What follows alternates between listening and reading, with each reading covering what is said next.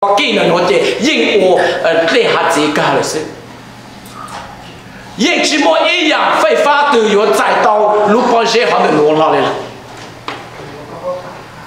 cho science luôn là nó chọn để sống đủ luôn cho cái sai nó cũng là nó chọn chủ sĩ họ luôn nó cũng từ yếu lúc gì cho cái nó sai nó cũng nó yên là nó bằng ta có yếu chúa chẳng sai yếu chỉ đi giờ lên lúc sau nó bằng chỉ số lúc sẽ lên khám mấy nhau ít về tuổi ta phô all the people on earth only 8 were saved cứ do về tuổi ta khá ta đang cho lúc căng tu nữa lúc sau đó thì về tuổi ta khổ nhất tao sĩ là sĩ khổ này tao cứ nó cứ một xe cứ tao chỉ cái nó cho lúc hạn gì ta đang cho yang cứ lúc là tên nó thì chúa bố gì lên sẽ lấy tao cho cái gì đó sự. This means to shocking us because we can barely imagine God's only saving 8 people. Mais si c'est autant de chance, il faut autre que mais tout que non, sans chi thông ta. Wow, chẳng lúc là tên nó trong bộ nó ấy, chẳng thầu cơ ca nó cho chúa gì lên kỳ thế nào? Thầu cơ ca nó ấy, chúa gì tụ tôi này kỳ sư rồi, yêu lên cha. Bạn chỉ có chính trang thì có chính lũ họ, ô chẳng có chính bù lệ, chúa gì nó lên nó thật kỳ thế nào? Chỉ là bạn chỉ chính lũ, bạn chỉ chính trang. Đó là vì tôi này chú cái giá trị xa, chỉ cả bố, chỉ cả nông, chỉ cả trà bằng chữ. Vậy nên tôi này sẽ lấy cho các cho, lúc gì nó cho các lúc cho tôi này. Vì tôi này đào ổ, cho tôi cứ chỉ tôi này, tôi xa hẹn cho tôi này. This is meant to shock us because we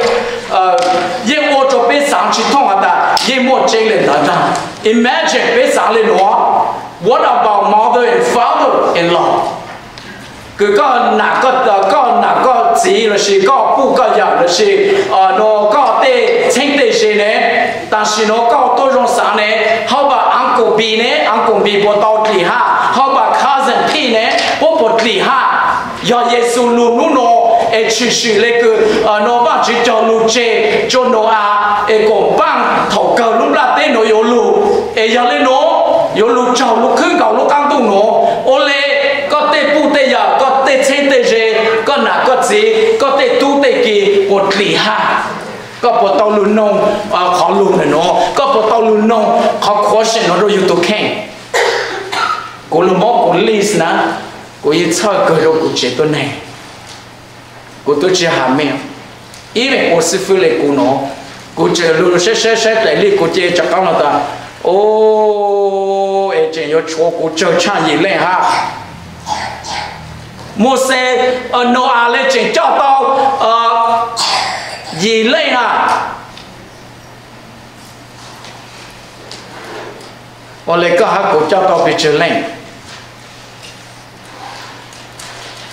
no you know me to care you know you do use it. When it came to being saved, most people missed the boat just like today. Hát chú khó cơ cho chú kế thị hát tàu môn chú phát chữ nhỏ mà tàu tù tàu nạ căng hát tàu dùng kế lập chú khó bố chỉ cảm gần cho lung gò ý dạng gò lê cư tà nội nhỏ họ hát tạ tôn này nhìn nó. Small is the gate and narrow the road that lead to life. Chú kế mà cải cờ lê, hát lúc họ cho mà cải cờ lê, cứ yếu mong tàu chú xa. And only few find it. Trở lên sẽ lên trả tàu sư. Nhớ hôm mà thầy chú xa ngài cổ bê chú cổ blau. In Matthew chapter 7 verse 13 to 14. Jesus said, Giêsu tao hạ lên đó. Giêsu hạ ta lúc họ cho mà cải cờ lê. Lúc họ trông cô mà cải hành lê. Một trở lên sẽ lên trả tàu lúc họ trong hạ chẳng gạo tàu mong tàu chú xa sư. Like Noah and his families, tôiอยากcầu cho thầu Noah hắn chỉ tuân này. Christians sense that approaching judgment of God and taking actions. Ta tuân này nó bây giờ ý là Noah chỉ tuân này ta ta chọn chênh cứ nhớ cho ta như nó là năn nung bằng tàu nụ cứ vang chữ yếu lục giá trị chỗ lúc là tên nó hắn là nụ tỏ sen chúng ta nụ cứ vang chữ yếu lục giá trị yếu nụ từ hắn lục sát từ thảo từ bên đầu tụ nó bên thảo vang chữ thảo có lù lô cũng mà lỗ chứ nó kế châu kế chủ lỗ lúc nào này hồ lúc là tên nó thảo lại thảo có lù lô gà thảo có lù lô vang chữ ta tỏi ít làm mà một mấy thà mà mua đó dạng đó chẳng chỉnh tí mà những chuyện đó mang chưa thọ lắm sao chạy luôn của chuẩn đó chụp cái lò gì của yêu ô của trong cơ chuẩn đó chụp cái phê của chỉ yêu ô của trong cơ sao chạy mà mang lúa mang chưa chỉ có yêu bao tôi này từ chỉ có yêu chỉnh mang chưa lại chẳng là gì dù nửa lúc chạy dù nửa lúc nhung là nếu chỉ khề có tiền lúa cứ có yêu chỉnh mang chưa rồi họ lúc sau đó văn chữ ô san đấy văn chữ ô san đấy có số tu yếu chủ lù lên ha lù dài lù cả cho nên lúc họ trong nhớ chẳng để chỉ tàu su sa rồi họ văn chữ lúc họ trong giờ lúc họ trong cứ tàu su sa để làm một ít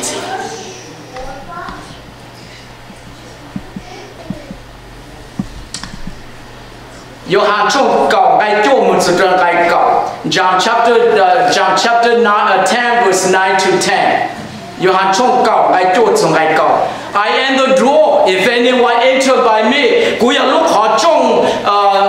cú giờ lúc họ trong đợi nào tôi cứ lúc cú mong he will be saved tôi cứ mong cú mong mà cha lê tàu chú kế lịch sử and will go in and out and find pasture mong tàu cú hát chó lùn cha lê tàu chó râu mà nọ sự the thief does not come except to steal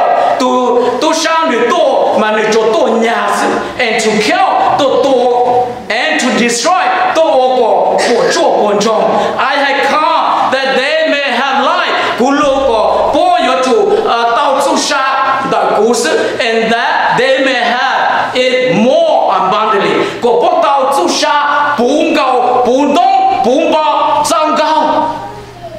nên nói như nó bé bự số sinh tò mò em có ô chỉ tàu ba mà có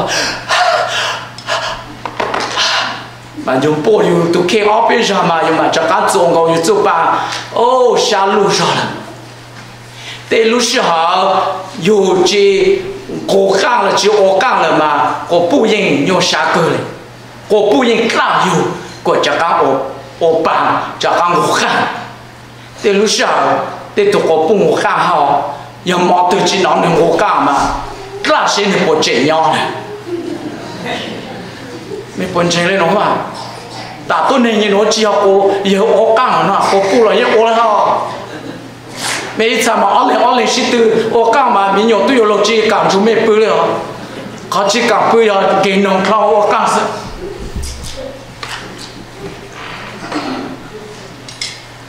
vâng chỉ là số ta cú lù có mấy tao chụp băng na chụp sao có bún đông bún bò có mấy chín chai mấy chín thau cứ yếu bộ băng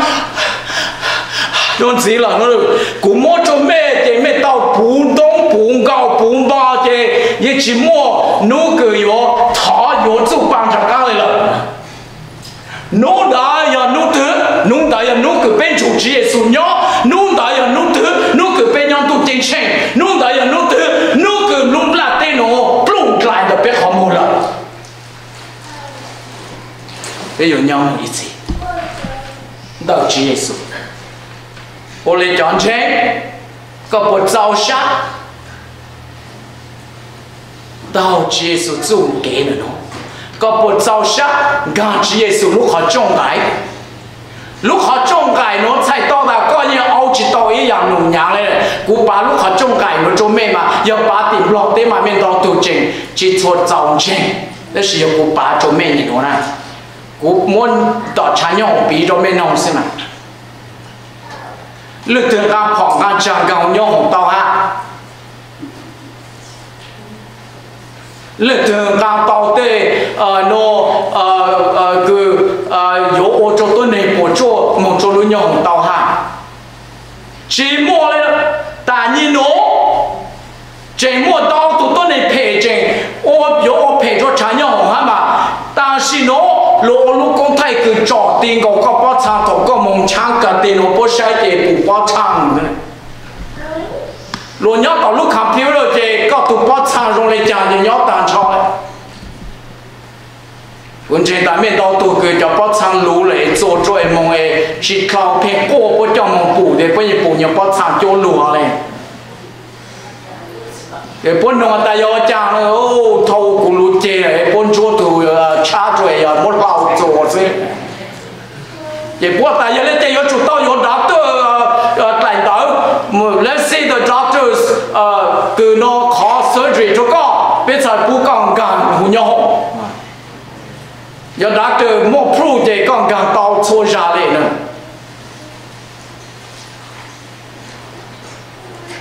mong văn chỉ lúc đến chờ lúc họ trông gai chỉ nhô chăng họ nó nè có用gan chỉ tao yên chua mong có用gan chỉ tao tê hồ lúm là tê lồng chụp con này có dùng mong tu lá gan là sao giờ có chim băng có tu khen cho văn chỉ tu lu e lu sa cứ trong này dùng na nó lu tu lên nó lu tu nè có chỉ hai dùng kia rồi lên nó lụt xuống, có nhiều lên cha,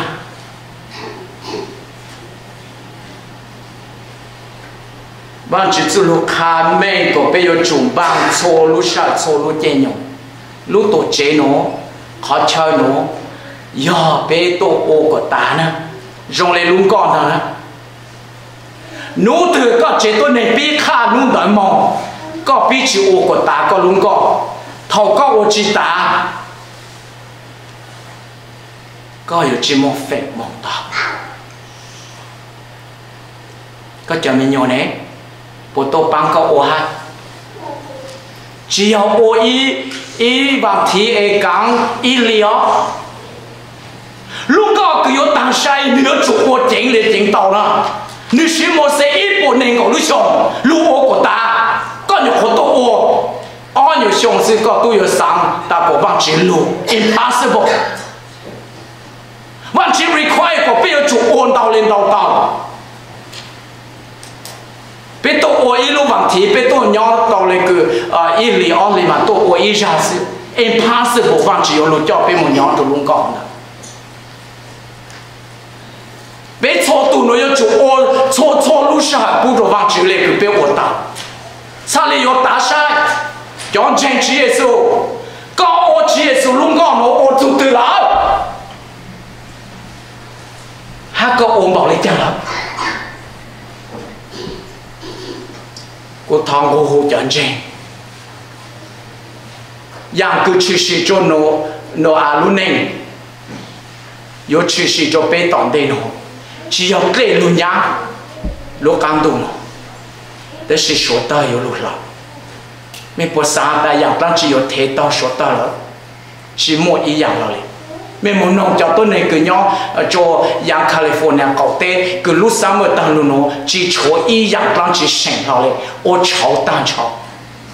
lúc chỉ số ta một số lệ cháu cho cầu tới tu tôi này nhau cho lúc gì cho cứ chỉ tao lại số tới một lại ô cháu tăng rồi cho khởi tao này lại lúc khác tao tại này nhau lúc chỉ họ sự và chỉ Giêsu有路一路当对喏，有只要说，只要有说找对路两边去了，但是有找说到路刚都好的喏。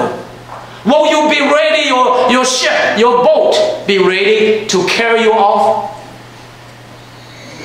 個龍哥本把自由叫個蒙個主，龍哥沒有 through Jesus Christ， 佢有呼主耶穌給到一類事，有叫個蒙個主。họ cứ sao nữa nó, giờ một bé luôn cho lục của một cho lục nòng mẹ là, rồi họ mẹ cào sự, giờ yo chỉ nhau mẹ luôn lư, nó của yo cho bé luôn cho lục nữa nó, nhau chủ mẹ hắn nòng mẹ tổ khen, cứ mẹ tê của mẹ tổ khen à, luôn cho lục ít, or people sinners by nature or by choice, bây giờ tôi này tao ô chủ. Tôi này tao ô kế chủ luôn đó chọn trang là sự chính trị yêu lù như nhau nông chủ lên đó lo sẽ tôi này sai ô chủ sự họ nói mẹ tê mẹ tôi kia Luôn cha luôn how does God feel about the wicked? Mẹ sáng ta tốt này vang chữ sáng lên cha cho cháu tốt này cứ nhà ô cái cháu cái chú ha chỉ nhà ô lên tốt này chú cái nhà chú cái cháu mẹ sáng ta vang chữ sáng lên cha cho cháu tốt này hóa luôn cha luôn bé là sẽ khó nông bé. Why did the people believe Noah? Do vì lấy cha Noah ham bảo lấy cha lo bố chín chèn lệ. Do vì lấy cha bố cha lấy chỉ cảm chèn Noah tên lùa kha tên lùa hà tên lùa cổ bố yêu chủ bằng bố luôn co. Do vì lấy cha chín chèn Noah lệ ha. Mẹ sáng sẽ mẹ tây cho mẹ tụ khen sẽ. Do vì lấy cha bố chỉ cảm chèn Noah tên lùa hà. Cho nó muốn cho con cho một tê cho con tôi khen. Next time bây giờ cần gì cho lu cho luôn gì còn đây nó mong bây giờ cần chú Abraham luôn này cứ giờ về đây cha và chỉ tàu hồ nữa và chỉ hồ có ý là lên Noe giờ hồ của ta ham bang của ta và chỉ là sự cho ăn luôn và chỉ sai có sai cũ chỉ sai đi tu rồi họ và chỉ mua ít tiền luôn chạy chạy ý là còn lên cứ cho Noe luôn này và chỉ của có ham còn chỉ tôi này còn cho quý vị mấy giờ chủ đồ của ta bang của xin mua yêu tổng tiền nó mấy thằng này chỉ tu sa mấy cho quý vị là thằng này mua lối chân vào và cho mình bố giờ chỉ nên cho chắp lời một cái cho quý vị mong yang một chuyện phát triển chỉ mong yang và chỉ cho sai bé gì cũng chỉ tôi nên cứ tăng cho bé cho quý vị một chút là trao cho gì do sự của bé chỉ tôi nên mong cứ là ý chỉ tôi nên một chuyện phát triển luôn ổ mong cứ là ý chỉ tôi nên chọn chẳng cho sai bé chỉ tôi nên luôn chuyện phát triển sự nhảy nổ cho lo tua ta là chúa cho mình nhổ là cho mình nhổ trẻ ta cú to sẽ thầu tư cú chỉ tua đây của mà luôn ha bây giờ tu to giờ tua là đó là tu trẻ ta tu cái như yêu trẻ ta to cú chỉ tua ấy của mà lên luôn trẻ cho luôn là nổ giờ cho luôn cứ tôi này giúp cái chỉ cả luôn trẻ vang chữ ấy tôi này là một case they just have reason to release from believing God. Bốn cha cái của bốn chỉ khâu để cái cứ chỉ sáng chỉ vang chỉ là. Cô nói mẹ bữa sáng của mẹ cho mình nhổ, nãy lúc đó của mẹ tổ mẹ lo mà chỉ vang chỉ. Cô sáng tại cô nói tới luôn mà chỉ tôi sao tới gì là ta. Ô đi chẳng có phải有道理，是我蛮帮给忙的。rồi lên lối tôi chỉ sáng yếu ra chẳng được. Lên lối này mỗi yếu to của yếu to luôn mà chính á. Sai to ta yếu ô tô rong sai sáng tôi chế lối to yếu to yếu chế lối chế mà chế lối thoát to lại yếu nó. Bộ tôi sẽ ha sáng rồi rong để giàu lúa có mùa sáng rồi rong cho nên lúc nó có trâu hú luôn là lúa ô của ta ô của do nữa sẽ hỏi chỉ to là cái số cơ sở rồi. The time is coming, brother and sister. The narrow gate and the narrow door. Why is the gate is taking you to the destructions? Narrow door and a narrow gate will lead you to eternal life through Jesus Christ. Lúc ở trong cám, lúc có cái cám cho con mong cho số kế của chỗ của chỗ kế lúc kế tôi. Đó là lúc ở trong gai, lúc có cường gai con đó, lúc ở trong có cường gai, giờ được cho con mong của tao sự sáng để làm những gì. Có một giá trị sáng mong số kế nó, cứ bạn chỉ có hữu có hát cũng được hết. Let us be that people. Để đúng nhau cho chút kế nó. Để còn sau kế, vừa thảo bạn chỉ bế sao cho lúc sáng nó. Lúc đó bế bác lên gì, bác lên tu chế số, hạ vang cho mình thực lâu, lúc bế cứ mô phức chỉ lúc gần gạo. Đó chế số cứ mô phức chỉ, có tàu trao hù, nô à chế tốt này, lù mông, vang có lù gò, tòa tê có lù nhang, chỗ lúc cán tu kháng lên. Giờ lên nó, có tàu sai, có cả mình nhô,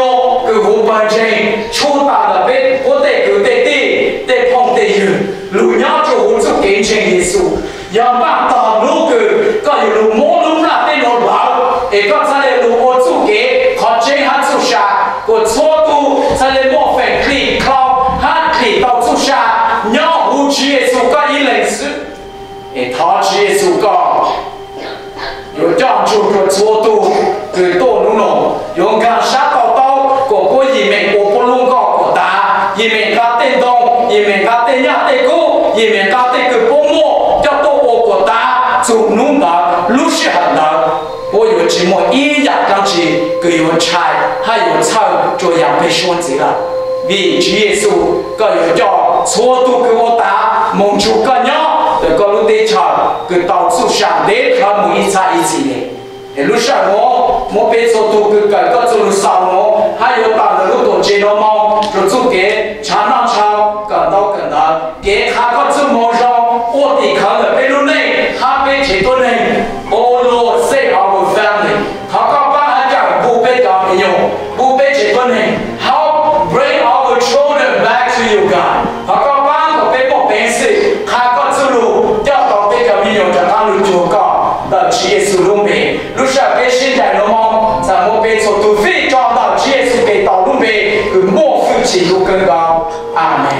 God bless you and have a wonderful